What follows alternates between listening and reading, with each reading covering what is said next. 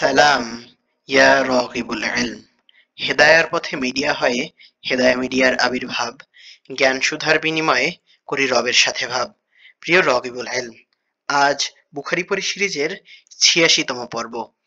আর আজ আমরা শিখতে চলেছি বুখারী শরীফের ৬৬ নং পরিচ্ছেদ থেকে হাত ও মাথার ইশারায় মাসআলার জবাবদান। মুসা বুখারী শরীফের ৮৬ নং হাদিসে বর্ণিত হয় যে মুসা ইবনু ইসমাইল রহমতুল্লাহি আলাই আসমা রাদিয়াল্লাহু তাআলা আনহু থেকে বর্ণনা করেন। তিনি বললেন, আমি আয়েশা রাদিয়াল্লাহু তাআলা আনহুর কাছে এলাম। তিনি তখন সালাত অর্থাৎ নামাজ আদায় করছিলেন। আমি বললাম, মানুষের কি হয়েছে?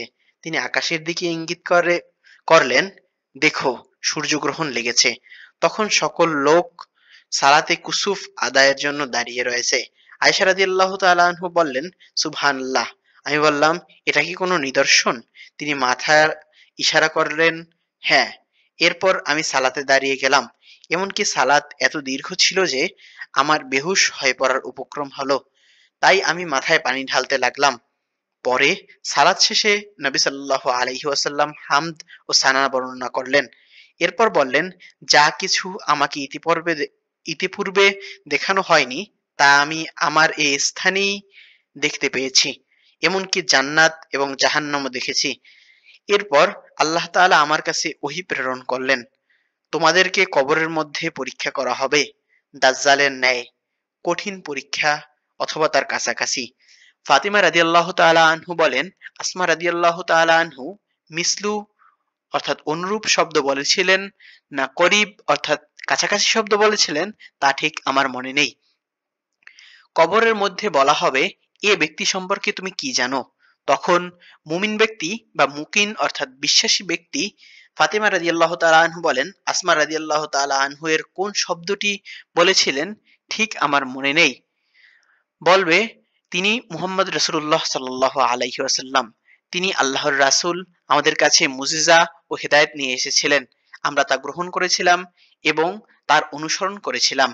তিনি মুহাম্মদ সাল্লাল্লাহু আলাইহি ওয়াসাল্লাম। তিনবার এরূপ বলবে।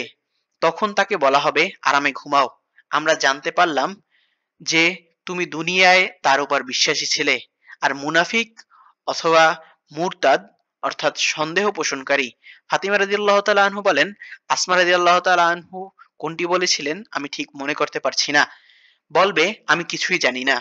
মানুষকে তার সম্পর্কে কি যেন বলতে শুনেছি, তাই আমিও তাই বলেছি। এভাবেই প্রতিদিন একটি করে হাদিস শিখে রাসূলুল্লাহ সাল্লাল্লাহু আলাইহি ওয়াসাল্লামের ব্যক্তিত্বকে আপন করে নিতে হেদায়া মিডিয়া সাবস্ক্রাইব করে বেল বাটনে অল সেট আপ করুন। আর ফেসবুকে ফলো করুন, যাতে রাসূলুল্লাহ সাল্লাল্লাহু আলাইহি ওয়াসাল্লামের কথাগুলো আপনার কাছে পৌঁছে যায় সবার আগে। সদকায়ে জারিয়ার মর্তবা অর্জনে লাইক, কমেন্ট, শেয়ার করে পাশেই থাকুন। আসসালামু আলাইকুম ওয়া রাহমাতুল্লাহি ওয়া বারাকাতুহু।